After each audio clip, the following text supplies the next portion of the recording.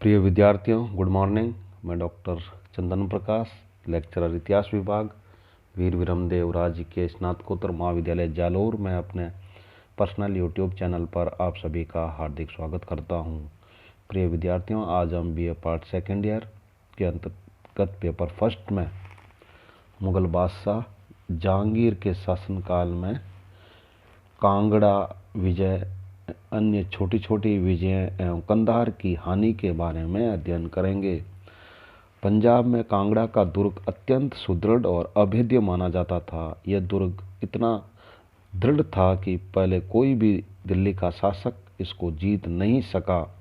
सुल्तान गयासुद्दीन से लेकर बादशाह अकबर तक के शासकों ने इस दुर्ग का 52 बार घेरा डाला, परंतु किसी को भी सफलता न मिली।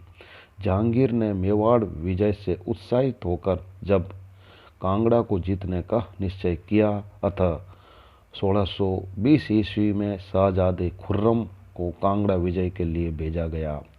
शाहजादे ने दुर्ग का घेरा डाल दिया और चारों ओर खाइयों खोदी गई और किले में रसद का प्रवेश बिल्कुल बंद करा दिया गया। 4 महीने के घेरे के बाद अन्न के अभाव में भूखमरी की आशंका से 16 नवंबर 1620 ईस्वी में आत्मसमर्पण कर दिया गया। जहांगीर इस विजय के समाचार को सुनकर बहुत प्रसन्न हुआ और वह स्वयं कांगड़ा गया और दुर्ग के अंदर एक बड़ी मस्जिद बनवाने का आदेश दिया। जहांगीर लिखता है कि वहां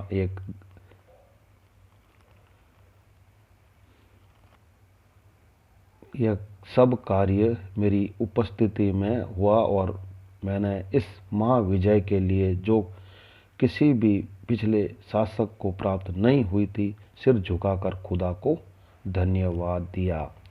अन्य छोटी छोटी विजय। बंगाल में अफगान विद्रोहियों का अब तक पूर्ण दमन नहीं हुआ था और जहांगीर के शासन के प्रारंभिक काल तक ये लोग वहाँ उत्पात करते रहे थे। अतः 1608 ईस्वी में जब इस्लाम खां को पूर्वी प्रदेशों का सूबेदार नियुक्त किया गया तो उसे विद्रोहियों का दमन करने का आदेश हुआ। उसने अफगानों के खिलाफ अभियान शुरू किया। यद्यपि अफगान लोग निर्भयता और बहादुरी से लड़े, परंतु उनकी हार हुई। उनके नेता उस्मान का सिर काट लिया गया और इस तरह अफगानों की समस्या पूर्ण रूप से समाप्त हो गई। बाद में जहांगीर ने अफगानों के साथ दयापूर्ण बर्ताव किया और कुछ लोगों को शाही सेवा में ऊंचे पद भी दिए। 1610 ईस्वी में कुतुब नामक एक मुसलमान नवयुवक ने अपने आप को शाहजादा खुसरो घोषित करके पटना में बड़ा उत्पात मचाया, परंतु उसे तुरंत पकड़कर फांसी दे दी गई। 1611 ईस्वी में राजा टोडरमल के पुत्र राजा कल्याणमल ने खुर्दा यानी उड़ीसा को, जहाँ जगन्नाथ का मंदिर था, वहाँ के राजा पुरुषोत्तम दास से जीत लिया और अंत में उसको मुगल अधीनता स्वीकार करनी पड़ी और अपनी पुत्री शाही सेवा में भेजनी पड़ी। 1615 ईस्वी में नूरजहाँ के भाई इब्राहिम ने खोखर यानी बिहार को राजा दुर्जन साल से जीत लिया। वहाँ हीरों की खानें थी जिसे शाही संपत्ति घोषित किया गया। 1617 ईस्वी में खुर्दा के राजा पुरुषोत्तम दास ने फिर विद्रोह किया, परंतु उड़ीसा के सूबेदार मुरक्कम खां ने उसका राज्य जीतकर मुगल राज्य में मिला लिया। इससे मुगल साम्राज्य की सीमा गोलकुंडा से जा मिली। इसी वर्ष कच्छ में जाम और भर जातियों को राजा विक्रमादित्य ने अधीन किया। 1620 ईस्वी में कश्मीर से दक्षिण की ओर स्थित किश्तवाड़ को, जहाँ बढ़िया फल और केसर पैदा होती थी, उसके राजा से छीन लिया गया। 2 वर्ष बाद वहाँ के राजा ने फिर विद्रोह किया, परंतु वह दबा दिया गया। कंधार की हानि। जहांगीर को मेवाड़, कांगड़ा तथा जो कुछ छोटी मोटी सफलताएं उत्तरी भारत में मिली, कंधार की हानि ने उसे बराबर कर दिया। वाणिज्य और सैनिक दृष्टि से महत्वपूर्ण कंधार का दुर्ग भारत और फारस के बीच सदैव कलह का कारण बना हुआ था।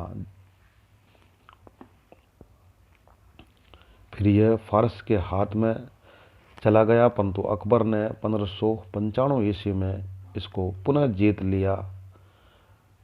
जहांगीर के राज्यकाल के आरंभ में खुसरो के विद्रोह का लाभ उठाकर फारस के शाह ने खुरासान के गवर्नर द्वारा कंधार पर हमला करवाकर उसे लेने का प्रयास किया, परंतु दुर्ग रक्षक साहिब खां की बहादुरी तथा जहांगीर द्वारा समय पर उसे सैनिक सहायता भेज देने के कारण फारस के शाह की मनोकामना पूरी न हो सकी। प्रयत्न में विफल होने पर फारस के शाह अब्बास ने इस आक्रमण के प्रति अनभिज्ञता प्रकट करते हुए जहांगीर से क्षमा मांगी, परंतु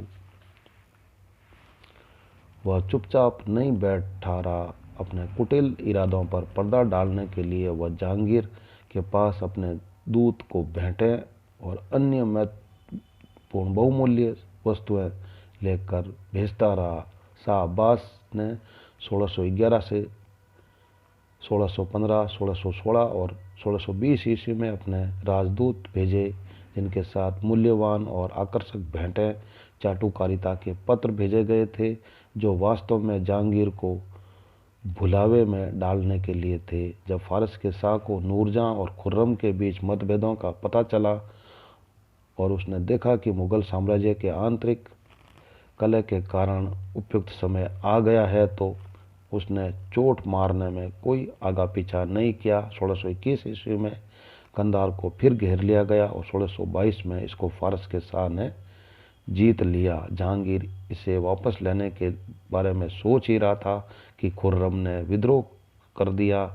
परिणाम यह हुआ कि उसे पुनः प्राप्त करने का प्रयत्न न किया जा सका। इस प्रकार कंधार मुगलों के हाथों से निकल गया। प्रिय विद्यार्थियों, इस प्रकार आज हमने मुगल बादशाह जहांगीर के शासनकाल में कांगड़ा विजय, अन्य छोटी छोटी विजय एवं कंधार की हानि के बारे में अध्ययन किया है। Very thanks.